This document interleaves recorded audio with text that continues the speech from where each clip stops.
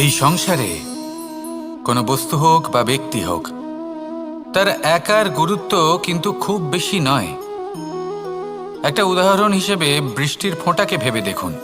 যদি একটি বৃষ্টির ফোঁটা হয় তাহলে তার খুব বেশি গুরুত্ব থাকে না, কিন্তু যখন সহস্র বৃষ্টির ফোঁটা মেঘের মধ্যে দিয়ে ঝরে পড়ে তখন সেটা বর্ষার রূপ ধারণ করে। সেই বর্ষা যা এই প্রকৃতিকে শান্ত করে। সেইভাবেই পাথরের ছোট টুকরো, তার খুব বেশি গুরুত্ব থাকে না, কিন্তু যখন অসংখ্য পাথরের টুকরো একত্রিত হয় তখন তা পর্বতের আকার ধারণ করে। সেইভাবেই কিছু মানুষ যখন একত্রিত হন তখন তৈরি হয় পরিবার, কিছু পরিবার যখন একত্রিত হয় তখন তৈরি হয় সমাজ, যখন অনেক সংখ্যক সমাজ একত্রিত হয় তখন তৈরি হয় রাজ্য। এবার এই রাজ্যের সবথেকে গুরুত্বপূর্ণ ব্যক্তি হতে পারেন রাজা, কিন্তু তাও সেই রাজা একা কিছু করতে পারেন না। যুদ্ধ লড়ার সময় তারও নিজের সৈন্যদলকে প্রয়োজন পড়ে। কিন্তু এই সংসারে এমন একজন ব্যক্তি আছেন যিনি একাই সব কাজ করতে থাকেন, এবং সেই ব্যক্তি হলেন মা। আমাদের জীবনে একজন পিতার ভূমিকা কিন্তু নিঃসন্দেহে অমূল্য, কিন্তু আমাদের সকলের জীবনে যে ভূমিকা একজন মায়ের তা অন্য কারোর থাকে না। একজন মা একাই সন্তানকে বড় করতে পারেন, সংস্কারী করে তুলতে পারেন, তার জন্য পরিশ্রম করেন। আর এত কিছু কাজ করার পরেও তার কাজের জন্য তিনি প্রশংসা অবশ্য পান না। উল্টে যদি সেই সন্তান অনুচিত পথে চালিত হয়, অনুচিত কর্ম করে, তখন সেই মাকেই অপবাদের পাত্র হয়ে উঠতে হয়। আমাদের জীবনে মায়ের যোগদান কতটা সেটা বুঝুন। আপনাকে বড় করে তোলার জন্য উনি কতটা পরিশ্রম করেছেন সেটা বুঝুন। আজ থেকে, এখন থেকে, এই মুহূর্ত থেকে মাকে সম্মান করতে শিখুন। যখন সময় পাবেন, যখন সুযোগ হবে, তখন তার প্রশংসা করুন, ওনারও ভালো লাগবে। আর মায়ের এই মমতার জন্য, তার এই ভূমিকার জন্য আসুন সবাই মিলে আমরা তাকে প্রণাম করি, আর সকলে মিলে ভালোবেসে বলি রাধা রাধা।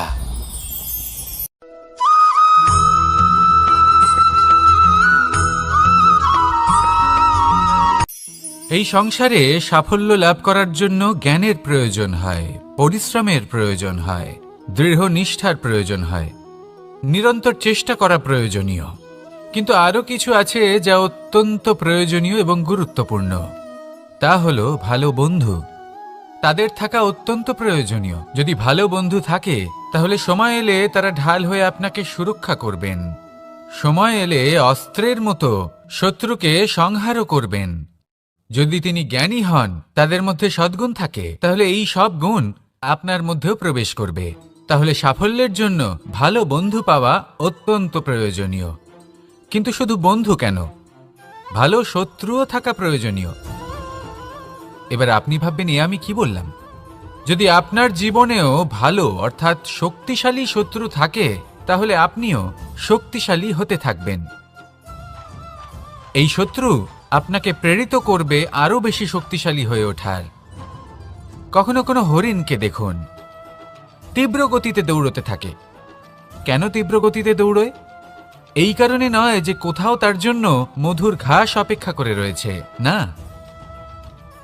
সে এই কারণে তীব্র গতিতে দৌড়য় কারণ সেটা না করলে তার পেছনে একটি সিংহ আছে যে ওকে নিজের ভোজন করে ফেলবে।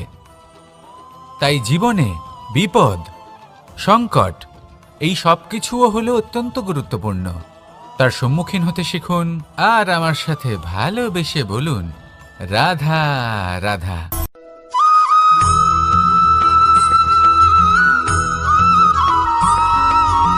মানুষ জন্মগ্রহণ করে, তার সাথে ভয়েরও জন্ম হয়। ছোটবেলা থেকেই আমাদের মনে কোনো না কোনো প্রকারের ভয় থেকেই যায়। কেউ এই বিষয়ে ভয় পায় যে তার কোনো বস্তু তার থেকে দূরে চলে যাবে। কেউ এই বিষয়ে ভয় পায় যে আমি নিজেকে হারিয়ে ফেলব। কেউ এই ভেবে ভয় পায় যে আমার প্রিয়জনেরা তারা যেন আমার থেকে দূরে না চলে যায়। কেউ এই ভেবে ভয় পায় যে আমরা যেন পথ না হারিয়ে ফেলি। আদি ইত্যাদি। কিন্তু সত্যি কথা বলতে ভেবে দেখুন, এই ভয় বাস্তবে কি? শুধুই একটা মনস্থিতি, আর কিছুই নয়। যা কিছু আপনি জীবনে পেয়েছেন তা একদিন আপনাকে হারাতে হবে। এই জীবন হলো আপনারই, কিন্তু তাও একদিন সমাপ্ত হবে। তাই ভয় পেয়ে কি লাভ? এই ভয় শুধু আপনাকে জীবনযাপন করা থেকে বাধা দিচ্ছে, আর কিচ্ছু নয়। পথ হারিয়ে ফেললেই বুঝতে পারবেন যে নতুন পথ কিভাবে বানাতে হয়। কিছু মানুষকে জীবন থেকে হারালে তবেই আপনি বুঝবেন যে আপনার আপনজনকে। এই ভয়ের কারণে ভীত হয়ে থাকবেন না। এই তারা নক্ষত্র অন্ধকারের অভাবে গুরুত্ব হারায়। শিবকেও মহাদেব হওয়ার জন্য বিষপান করতে হয়েছিল। প্রত্যেক পরিস্থিতি, প্রত্যেক সাফল্য আপনার পরীক্ষা নেবে। তাতে উত্তীর্ণ হওয়া হলো আপনার কর্ম। যখনই আপনি ভয় পাবেন বা সংকটের সম্মুখীন হবেন, তখন সাহসের সাথে তার সম্মুখীন হন। মনে রাখবেন, যে সম্মুখীন হতে জানে সাফল্য তার সাথে সবসময় থাকে। আসুন আর আমার সাথে ভালোবেসে বলুন, রাধা রাধা।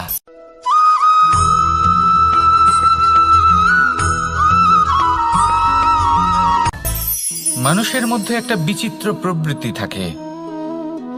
অন্য সকলের বিষয়ে, তাদের জীবনের বিষয়ে, তাদের ব্যক্তিত্বের বিষয়ে, তাদের ভবিষ্যতের বিষয়ে অনুমান করা। এটা হলো অনুচিত। কারোর অতীতকালকে দেখে লোকে ভবিষ্যৎ বলে দিতে পারেন। বর্তমানকে দেখে ভবিষ্যতের বিষয়ে অনুমান করে ফেলেন। উদাহরণ দিতে হলে বলবো, কোনো দাসকে দেখুন, ওকে দেখে লোকে বলে যে ওর ভবিষ্যৎ সেটাই হতে পারে, অনুমান করে ফেলেন। আর এই রাজাকে দেখুন, উনি তো কত সুখী হবেন, উনি তো জগতের সব থেকে অধিক সুখী মানুষ, কত সুখ সুবিধা আছে ওনার কাছে, ধারণা করে ফেলেন।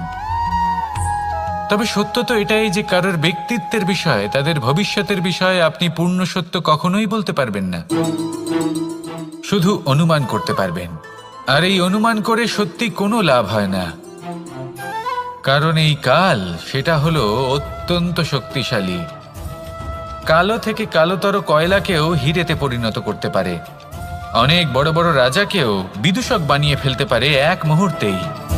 তাহলে আপনি অনুমান করে কি লাভ? কি পেলেন অনুমান করে?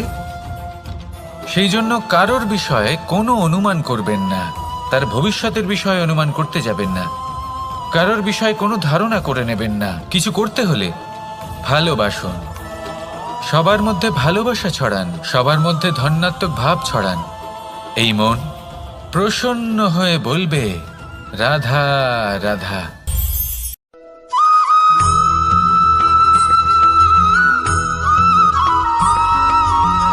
এই সংসারে সব থেকে বেশি কোমল বস্তু হলো রেশম।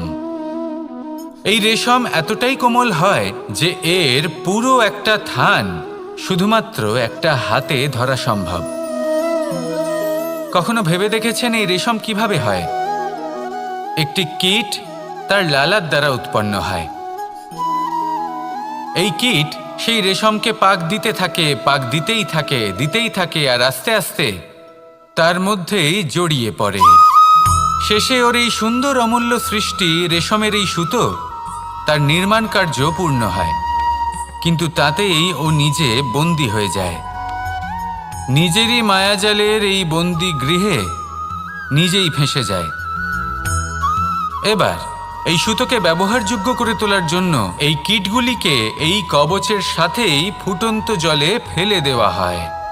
এই সংসারে যদি আমাদের স্বপ্ন এই সংসারের দুঃখ হরণ করার জন্য, এই সংসারে সুখ বিতরণ করার জন্য হয়, তবেই আমাদের প্রগতি সম্ভব।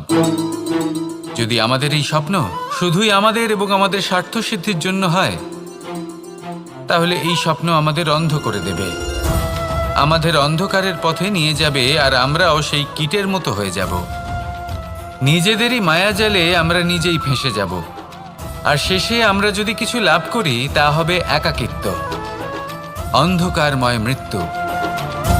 তাই স্বপ্ন অবশ্যই দেখুন, কিন্তু এমনভাবে স্বপ্ন দেখবেন না যে তার এই বন্দিগৃহে আপনি নিজেই ফেঁসে গেলেন।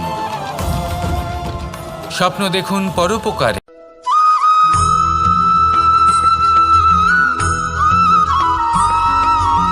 এই সংসারে প্রত্যেক মানুষ এটাই চান যে তিনি যেন ধনবান হন, আর্থিক অবস্থা তার ভালো থাকে, ওনার বাড়িতে লক্ষ্মীর আগমন হয়। কিন্তু সেটা হবে কি করে, সেটাই হলো প্রশ্ন। কেউ বলেন যে যদি পরিশ্রম করো তাহলে ধন অর্জন সম্ভব, কেউ বলেন যে যদি বিদ্যা লাভ হয় তবেই ধন অর্জন সম্ভব, কেউ বলেন যে যদি বলশালী হও তবেই সম্পন্ন থাকবে। ভালো কথা, যদি তাই হয়ে থাকে, তবে দিনমজুর সারা দিন পরিশ্রম করেন, তিনি কেন ধনী হন না? অনেকজন বিদ্বান মানুষ আছেন এই সংসারে, তারা কেন ধনবান হন না? অনেক সংখ্যক বলশালী ব্যক্তি আছেন, তাদের কাছে ধন নেই কেন? তাদের কেন ধনের অভাব হয়? আবার এমনও কিছু মানুষ আছেন যারা পরিশ্রম করেন, তারা দিনমজুর, কিন্তু তারা ধন অর্জন করতে পারেন। কিছু বিদ্বান ব্যক্তি আছেন যাদের কাছে অধিক মাত্রায় ধন রয়েছে, কয়েকজন বলশালী ব্যক্তি রয়েছেন যাদের কাছে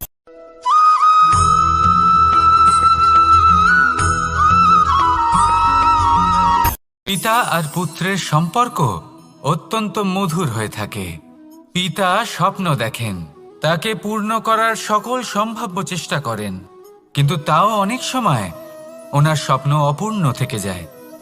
তখন পিতা ভাবেন যে স্বপ্ন উনি পূর্ণ করতে পারেননি, ওনার সন্তান তা অবশ্যই পূরণ করবে। যে স্থানে উনি কখনো পৌঁছতে পারেননি, সেই স্থানে ওনার পুত্র অবশ্যই পৌঁছবে। পিতা নিজের সন্তানের ভবিষ্যৎ নিয়ে সেই স্বপ্ন দেখেন, আর যখন সেই সন্তান সামনে এগোতে থাকে তখন তার দুঃখ হয় না, বরং গর্ব হয়। ওনার ভালো লাগে এটা দেখে যে ওনার সন্তান অনেক উন্নতি করছে। কিন্তু যখন সন্তান নিজের অভিভাবকের শক্তি দেখে, তার যশ দেখে হিংসা করতে থাকে, সমস্যা সেইখানেই শুরু হয়। সেই জন্য সকল সন্তানকে এটা মনে রাখতে হবে, দেখুন, পুত্র হবার সুবাদে, এক সন্তান হবার সুবাদে এটা হলো আপনার অধিকার যে আপনি আপনার পিতার থেকে বেশি উন্নতি করবেন। আপনার পিতাও এটাই চান, কিন্তু সুস্থভাবে এটা করুন। একটা রেখা টেনে নিন যাতে আপনি তাতে এগোতে পারেন আর আপনার পিতার তাতে গর্ববোধ হয়, আর সেই বিষয়ে দুঃখ না হয় যে আমার সন্তান আমাকেই ছোট করার চেষ্টা করছে। ইতিহাস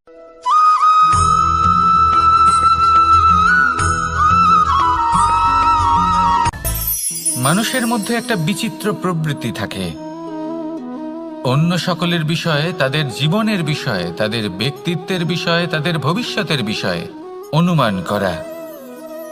এটা হলো অনুচিত। কারোর অতীতকালকে দেখে লোকে ভবিষ্যৎ বলে দিতে পারেন, বর্তমানকে দেখে ভবিষ্যতের বিষয়ে অনুমান করে ফেলেন। উদাহরণ দিতে হলে বলবো, কোনো দাসকে দেখুন, ওকে দেখে লোকে বলে যে ওর ভবিষ্যৎ সেটাই হতে পারে, অনুমান করে ফেলেন। আর এই রাজাকে দেখুন, উনি তো কত সুখী হবেন, উনি তো জগতের সব থেকে অধিক সুখী মানুষ, কত সুখ সুবিধা আছে ওনার কাছে, ধারণা করে ফেলেন। তবে সত্য তো এটাই যে কারোর ব্যক্তিত্বের বিষয়ে, তাদের ভবিষ্যতের বিষয়ে আপনি পূর্ণ সত্য কখনোই বলতে পারবেন না, শুধু অনুমান করতে পারবেন। আর এই অনুমান করে সত্যি কোনো লাভ হয় না, কারণ এই কাল সেটা হলো অত্যন্ত শক্তিশালী। কালো থেকে কালোতর কয়লাকেও হীরেতে পরিণত করতে পারে, অনেক বড় বড় রাজাকেও বিদূষক বানিয়ে ফেলতে পারে এক মুহূর্তেই। তাহলে আপনি অনুমান করে কি লাভ? কি পেলেন অনুমান করে? সেই জন্য কারোর বিষয়ে কোনো অনুমান করবেন না, তার ভবিষ্যতের বিষয়ে অনুমান করতে যাবেন না, কারোর বিষয়ে কোনো ধারণা করে নেবেন না। কিছু করতে হলে ভালোবাসুন, সবার মধ্যে ভালোবাসা ছড়ান, সবার মধ্যে ধন্যাত্মক ভাব ছড়ান। এই মন প্রসন্ন হয়ে বলবে, রাধা রাধা।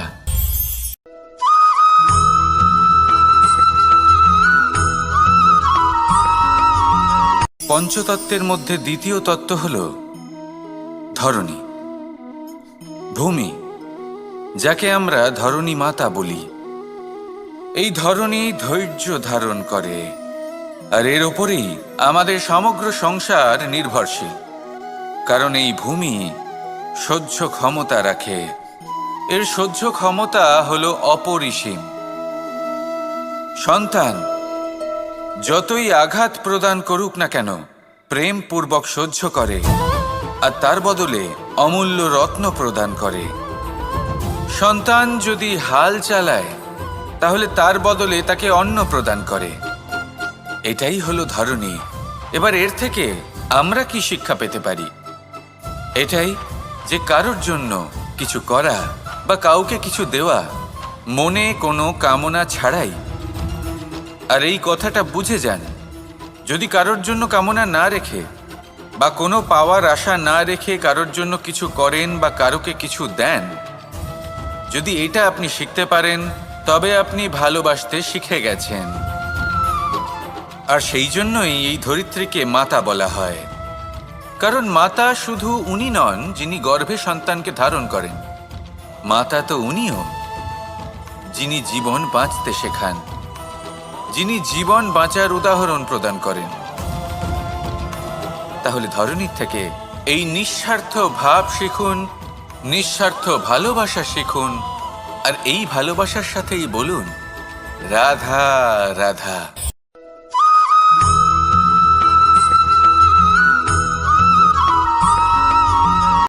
সংসারে আমাদের জীবনে যখন কোনো সুখ বা দুঃখ আসে তার জন্য আমরা কাউকে না কাউকে অবশ্যই দায়ী করে থাকি, তাই না? এই ব্যক্তি আমাদের সাথে এরকম কাজ করেছেন তাই আমার সাথে এমন হলো। ওই ব্যক্তি যদি এমনটা না করতেন তাহলে আজ আমি ওই স্থানে পৌঁছতে পারতাম। সবই আপনার দৃষ্টিভঙ্গির ওপর নির্ভরশীল। আর যদি আপনার দৃষ্টিভঙ্গি এমন হয় তাহলে তা অনুচিত। সত্যি কথা বলতে এই সংসারে ভিন্ন ভিন্ন ধরনের মানুষ আছে। এটা আপনার ওপর নির্ভর করছে কিভাবে তাদের স্বাগত জানাবেন। একবার ভাবুন, আমি আমার দুটো হাত সামনে নিয়ে এলাম, দুটো মুঠো খুলে দিলাম। দুই প্রকারের মানুষ আসবেন, কিছু না কিছু দিয়ে যাবেন। এই মুঠো যদি আমি বন্ধ করে দিই তাহলে না কেউ আমাকে কিছু দিতে পারবে, না আমার কিছু যাবে আসবে। নিশ্চয়ই বুঝতে পারছেন এই দুই ধরনের ব্যক্তি কারা এবং তারা কি দিয়ে যান। আমি যদি নিজের মুঠো খুলে দিই তাহলে কিছু ভালো মানুষ আসবেন, আমাকে আনন্দ, সন্তুষ্টি, জ্ঞান প্রদান করে যাবেন, ভালো অভিজ্ঞতা দিয়ে যাবেন। কোনো খারাপ ব্যক্তি যদি আসেন তাহলে তিনিও খারাপ অভিজ্ঞতা দেবেন, যার থেকে আমি শিক্ষা লাভ করব। এই সব কিছু আমি লাভ করতে পারি। মুঠো যদি বন্ধ করে রাখি তাহলে আমি কিছুই পাবো না। দেখুন, এই সংসারে প্রত্যেকের জীবনে এইরকম। প্রত্যেকের জীবনে সবকিছুই আছে, ভালো খারাপ দুই মানুষই আছে, ভালো অভিজ্ঞতা আছে, খারাপ অভিজ্ঞতা আছে। নির্ভর করছে আপনার উপর যে আপনি কি করবেন, এনাদের স্বাগত কিভাবে জানাবেন, কার থেকে কি বুঝবেন, কি শিখতে পারবেন, আর কোন দৃষ্টিভঙ্গি নিয়ে অগ্রসর হবেন।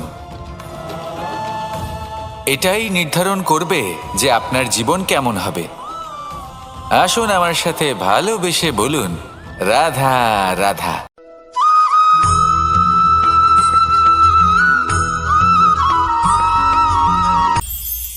এটা হলো ধান গাছ। এর থেকে যে চাল উৎপন্ন হয় তা মানুষ গ্রহণ করেন।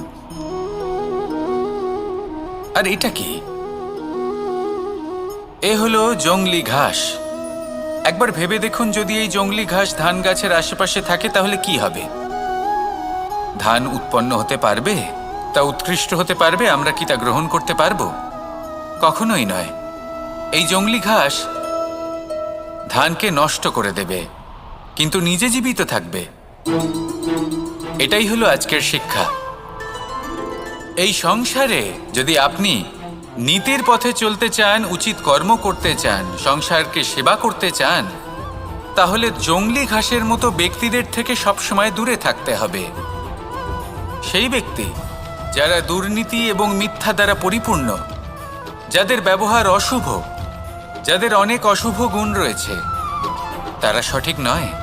সেই সকল ব্যক্তি যাদের চরিত্র অত্যন্ত দুষ্ট হয়, তারা হয় শুভ চরিত্রের ব্যক্তিকে একদম নষ্ট করে দেয়, নয় নিজের মতো বানিয়ে তোলে।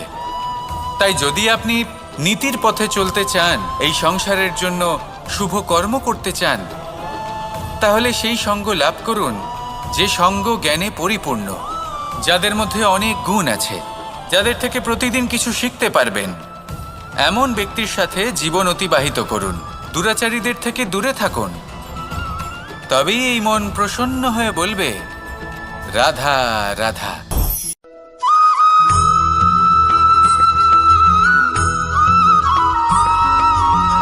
মানুষের মানসিকতা এমন হয় যে সে যতটা করে আশা করে যে তার থেকে অনেক বেশি তার বদলে সে পাবে। দেখুন, সবকিছুই আপনার ভাবনা চিন্তার উপর নির্ভর করছে। আপনি যদি ফলের বিষয়ে ভেবে কর্ম করতে থাকেন তাহলে সেটা অনুচিত। জীবনের আসল আনন্দ হলো নিজের কর্ম করতে থাকা, ফলের চিন্তা করা উচিত নয়। যদি আপনি এরকম ভাবেন যে আমি এতটা করছি, আমার এতটা পাওয়া উচিত, সেই ভাবনা অনুচিত। যদি আপনি সেবার মানসিকতা নিয়ে কর্ম করতে থাকেন, কর্মচক্রে প্রবাহিত হন, যদি আপনি এমন ভাবনা রাখেন যে আমি এতটা পাচ্ছি তাই এর থেকে অনেক বেশি আমি কর্ম করব, তাহলে নিশ্চিতরূপে আপনি যতটা করছেন তার থেকে অনেক বেশি আপনি পাবেন। আপনার আশার থেকে অনেক বেশি আপনি পাবেন। শুধু জীবনে অনেক বেশি কাজ করতে থাকুন, ফলের চিন্তা করবেন না। আর মনে রাখবেন, এই ভাবনাই সব থেকে বড় বীজ। কর্মের উপর বিশ্বাস রাখুন। জীবনে যা যা আপনি চান সবই সুখময় হবে। আসুন আর আমার সাথে ভালোবেসে বলুন, রাধা রাধা।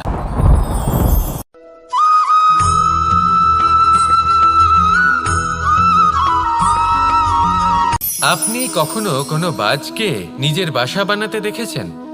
এই বাজ যখনই কোনো বাসা বানায় তখন উঁচু গাছের ডালে বা কোনো পর্বতের শিখরে বাসা বানায়, অনেক উচ্চতায়। আর সেখানে তার সন্তানও জন্মগ্রহণ করে। যখন এই সন্তানেরা জন্মায় তখন এই বাজ খুবই ভালোবেসে এবং খুব সাবধানে এদের পালন পোষণ করে। নিজের ঠোঁট দিয়ে তাদের ঠোঁটে খাবার পরিবেশন করে। কিন্তু যেই সেই সন্তানেরা হৃষ্টপুষ্ট হয়ে যায় এবং সেই কথা বাজ নিজে বুঝতে পেরে যায়, সেই বাজ নিজেই সেই বাসা ছিন্ন ভিন্ন করে দেয়। সেই সন্তান যাদের সবেমাত্র ডানা গজিয়েছে, কিভাবে উড়তে হয় তারা জানে না, সেই সন্তানগুলিকে উচ্চতা থেকে ঠেলে দেয়। সেই সন্তান প্রথমে ভয়ভীত হয়ে যায়। তারা সামনে মৃত্যুকে দেখতে পেয়ে ভয়ের কারণে তাদের ডানা ঝাপটাতে থাকে।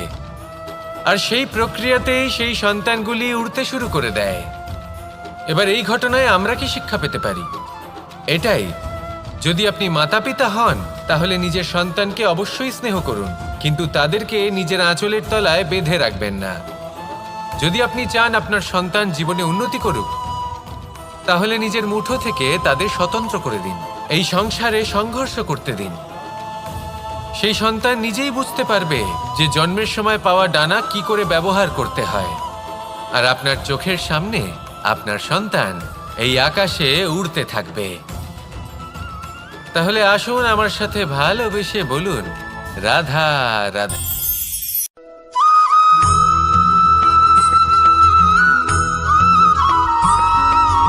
বসন্ত ঋতু, এই সময় মন আনন্দে ভরে থাকে। এমন মনে হয় যেন আমরা আকাশে বিচরণ করতে চলে যাই, কিন্তু সেটা তো সম্ভব নয়। সেই জন্য হয়তো আমরা ঘুড়ি ওড়াই, এই ঘুড়িকে নিজেদের প্রতিরূপ মনে করে। এবার অনেক মানুষ আছেন যারা ঘুড়ি ওড়ান, কিন্তু এই কর্মের সারমর্ম কি সেটা কজন বুঝতে পারেন? আপনি এটা মনে করুন যে আপনি হলেন সেই ঘুড়ি, আর এই সুতো যিনি ধরে রয়েছেন তিনি হলেন পরমাত্মা। আর এই সুতো যেখান থেকে শুরু হয় সেই লাটাই হলো আমাদের কর্মচক্র। এবার আপনি নিজেই অনুমান করুন যে এই উড়ান কার ওপর নির্ভরশীল? পরমাত্মার ওপর আর আপনার কর্মের ওপর। যদি পরমাত্মা আপনার হাত ধরে থাকেন, আপনার সাথে থাকেন, যদি আপনি শুভ কর্ম করতে থাকেন, আপনি এই আকাশে উড়তে থাকবেন। কিন্তু কোথাও যদি পরমাত্মার সাথে এই বন্ধন ছিন্ন হয়, আপনার কর্মচক্র খারাপ হয়ে যায় বা থেমে যায়, তাহলে আপনার এই ঘুড়ি কেটে যাবে আর দূরে কোনো গাছের ডালে গিয়ে আটকে যাবে। তাই শুধুমাত্র ঘুড়ি ওড়াবেন না, তার থেকে শিখুন। পরমাত্মার সাহচর্যে থাকুন, সবসময় শুভ কর্ম করতে থাকুন আর সবসময় এই আকাশে উড়তে থাকুন। আসুন আর আমার সাথে ভালোবেসে বলুন, রাধা রাধা।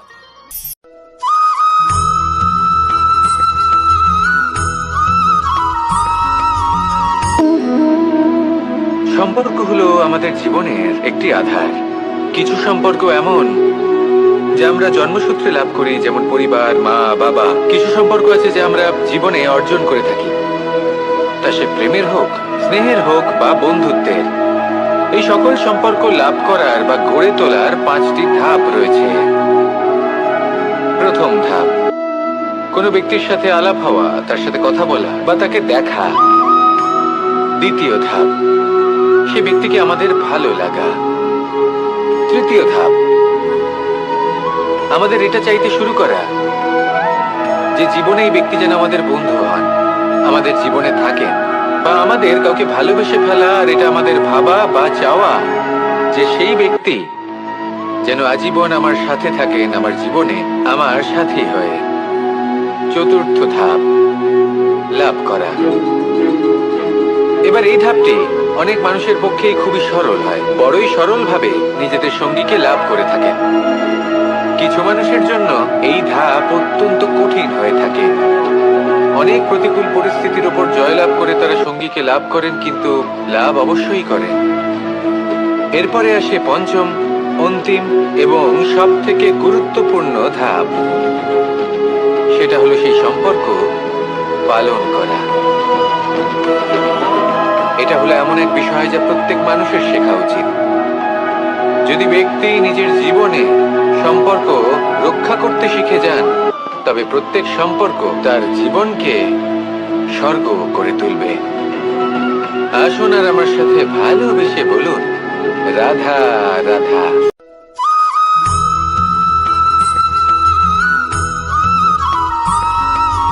জীবনে যখন কোনো ব্যক্তি নিজের লক্ষ্য প্রাপ্তির জন্য নিরন্তর পরিশ্রম করতে থাকেন, চেষ্টা করতে থাকেন, তখন তিনি কষ্ট অনুভব করেন। কখনো শারীরিক কষ্ট, কখনো মানসিক কষ্ট। এবার উনি এটা ভাবতে থাকেন যে আমি কি উচিত করছি নাকি অনুচিত করছি। কারণ অন্যদিকে এমন একজন ব্যক্তিও আছেন যিনি একদমই পরিশ্রম চেষ্টা করছেন না। তিনি মদিরা পান করেন, বিলাসিতায় জীবন কাটান, অলস প্রকৃতির হয়ে ওঠেন, নিদ্রাতে বিলীন হয়ে থাকেন আর ভাবেন যে তিনি সুখ লাভ করছেন। কিন্তু এরকম কেন হয়? কারণ যখন আমরা সৎ পথে থাকি, উচিত পথে চলি, লক্ষ্য প্রাপ্ত করার জন্য চেষ্টা করতে থাকি, তখন আমাদের ভেতরে থাকা নেতিবাচক শক্তি এবং পাপ এই দেহকে ত্যাগ করে দেয়। আর এই অনুভূতিটাই আমাদের দুঃখের অনুভূতি দেয়, কষ্ট দেয়। এবার সেখানে যদি আমরা কুপথে চলি, অনুচিত পথে চলতে থাকি, তাহলে আমাদের ভেতরে থাকা পুণ্য এবং ধনাত্মক শক্তি আমাদের দেহ ত্যাগ করে দেয়। আর এই অনুভূতির কারণেই আমরা সুখ অনুভব করি। কিন্তু কখনো ভাববেন যে এই সুখ বেশি সময় পর্যন্ত থাকে না। সেই জন্য সবসময় মনে রাখবেন, যদি আপনি জানেন যে এটাই আপনার লক্ষ্য, এটাই উচিত পথ, শুভ পথ, তাতে নিরন্তরভাবে এগিয়ে যেতে চেষ্টা করতে থাকুন। এই কষ্ট আপনাকে সুখের পরাকাষ্ঠায় কখন পৌঁছে দেবে তা আপনি জানতেই পারবেন না। আসুন আমার সাথে ভালোবেসে বলুন, রাধা রাধা।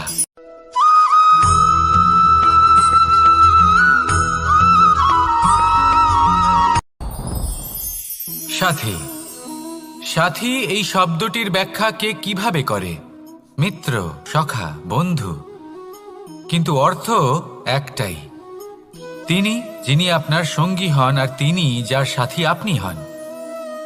এবার সব থেকে বড় প্রশ্ন হলো এটাই যে তিনি কে হতে পারেন যাকে আপনি আপনার সাথী বলে মেনে নিতে পারেন, নিজের সখা, নিজের মিত্র, নিজের বন্ধু মেনে নিতে পারেন।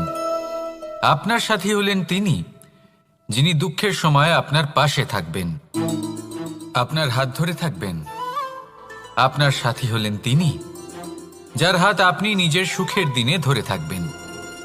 সেই সাথীরই হাত ধরুন যিনি দুঃখে সবসময় আপনাকে সাহায্য করার জন্য তৎপর হয়ে থাকেন, আপনার পাশে থাকেন, আর যাকে সুখের দিনে আপনি আপনার সাথে রাখতে পারেন।